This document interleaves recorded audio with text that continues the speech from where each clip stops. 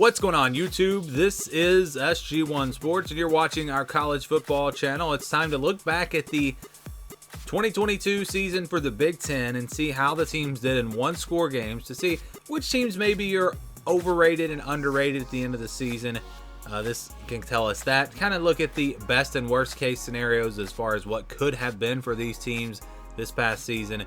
And then this also does sometimes give us a good indication of a team that's being overrated or underrated going into next season. Of course, it's a new team, a lot of roster turnover and things like that, but it does sometimes tell us a lot.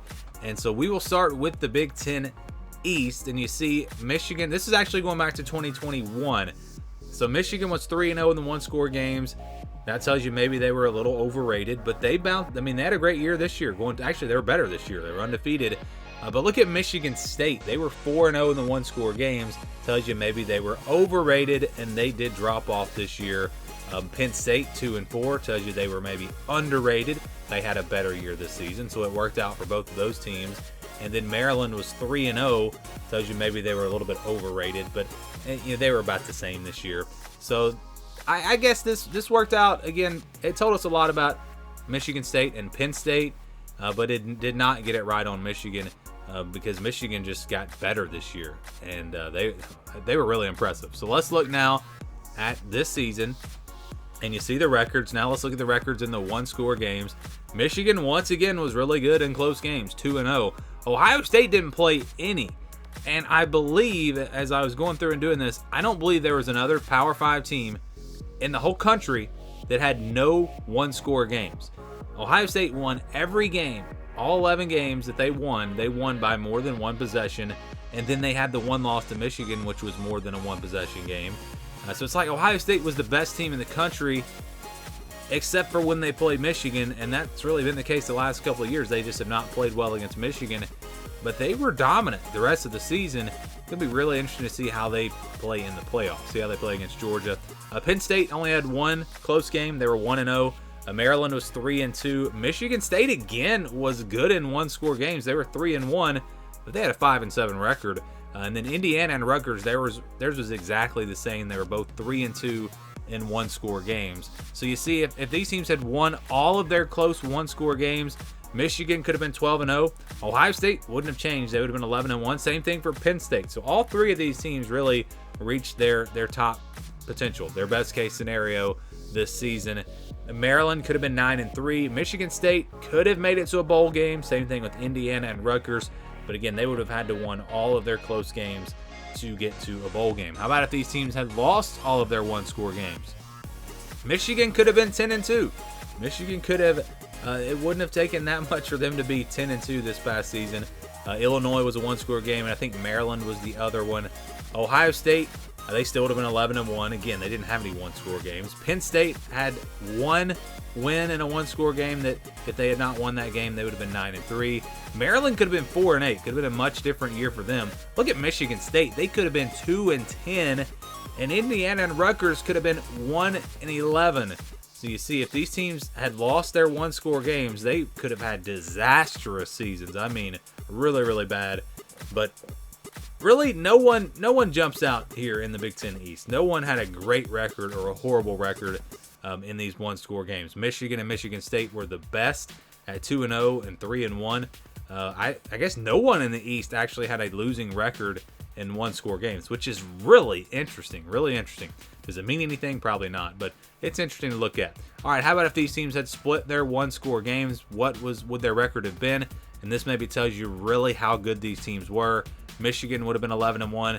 Ohio State would have been 11-1. Penn State still would have been 10-2. And last year we did use like Penn State, if we did this last year, they would have been 9.5 and 2.5. But this year I decided to round the record up closer to what the actual record was. So that's why you see 10-2 there. Maryland still would have been 7-5. Michigan State would have dropped to 4-8. Indiana and Rutgers also would have been 4-8. But again, nothing really jumps out here in the Big Ten East. Nothing crazy. Let's go now to the West, where it's a little bit different. So you see what we saw last year. Iowa had a great record at 4-0. That tells you maybe they were overrated. Expect a drop off. Well, that's what we got. They were not near as good this past season. And then the other team that jumps out is Nebraska. Remember, they were 0-8 in one-score games. That's just insane.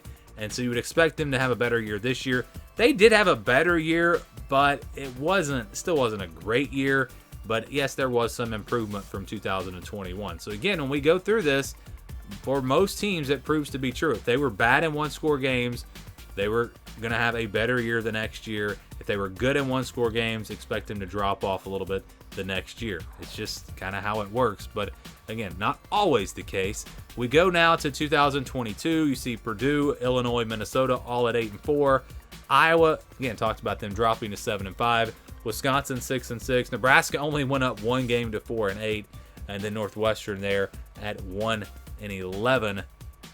They had a rough year in one-score games this year. They were 1-5. So let's start at the top. There's Purdue, 5-2. Yes, 7 of their 12 games were one-score games, and they had a great record, 5-2. Illinois, on the other hand, they were not good in the close games. They were 1-4. 1-4. So how easily could things have been different? It could have very easily been Illinois in the Big Ten championship game. Minnesota, Iowa, they pretty much split their games. Wisconsin was bad at 1-3. Nebraska again was bad in close games. Maybe if you just find a way to win close games, that's how you get things turned around at Nebraska. See if Matt Rule can do that. And Northwestern, like I said, 1-5 in one-score games. So you see the 1-11 record, and you say, wow, Northwestern was awful. They really weren't that bad. They had a chance to win some more games. And remember, Ohio State, that wasn't even a one-score game, but they had some opportunities in that one as well. So Northwestern definitely underrated this year. And again, better than that 1-11 record would indicate, at least based off of what they did in the one-score game. So how about if these teams had won all of their one-possession games? Purdue would have been 10-2. Would have been right there, probably near the top 10. But look at Illinois. Illinois would have been undefeated. Every game they lost was a one-possession game. That tells me that Illinois was really the best team in this division. If they had just found a way to win a couple of those one-score games that they lost, yeah, they could have easily been 10-2 this year. And again, if you won all of them, they could have been 12-0. Minnesota could have been 9-3. Iowa could have been 10-2. Remember last year they were undefeated in the one-score games. If they had done that this year, they would have been 10-2. Again, so a lot of it comes down to how you play in these close games. Can you win the close games? Wisconsin 9-3 could have been a much different story for them. Same thing with Nebraska. It could have been 8-4. Northwestern could have made it to a bowl game at 6-6, but they would have had to win all 5 of those one-score games that they lost. All right, if these teams had lost all of their one-score games, look at Purdue. They would have been 3-9. They would have not even come close to making it to a bowl game. Illinois, though, still would have been 7-5. They still would have had a good season and a much better season than they were expected to have. So, again, hats off to Illinois. When you look at these numbers and you look at how they lost their games, I do believe Illinois was the best team in this division. Minnesota at 6-6. Iowa 5-7. Wisconsin 5-7. Those teams could have missed bowl games. Nebraska could have been 2-10, and Northwestern could have been 0-12. So if they had lost that game to Nebraska, yeah, they would have been 0-12. If these teams split their one-score games, Purdue 7-5, Illinois 9-3, and again, that tells me that they were the best team in this division. Minnesota 8-4, although they had a really easy non-conference schedule, so I don't know that I would say that this means they were better than Purdue or Iowa, because again, they had a really easy non-conference schedule. Iowa 7-5, Wisconsin, Nebraska both would have missed bowl games, which Nebraska did anyways, and Northwestern have been 3-9. So yeah, this really what jumps out here is Purdue and Illinois. I think Illinois was the best team in this division. Purdue was fortunate to win it because of how they played in close games, and I talked about it. Purdue was my preseason pick, and so I did get that right. But I talked about that in the preseason. It was really about their schedule. So it was an easier schedule, plus the fact that they were able to win close games. That's why they won this division. And then you look at Wisconsin, Nebraska. Perhaps they will turn things around next year after not playing well in those close games this year. Of course, Nebraska 2-4 is not good, but it's better than 0-8. Maybe next year they can get closer to 500 in those one-score games. So what do you take away from this? Give me your thoughts on all this down in the comments below. Thanks for watching, and stay tuned for more here on the SG1 Sports College Football Channel.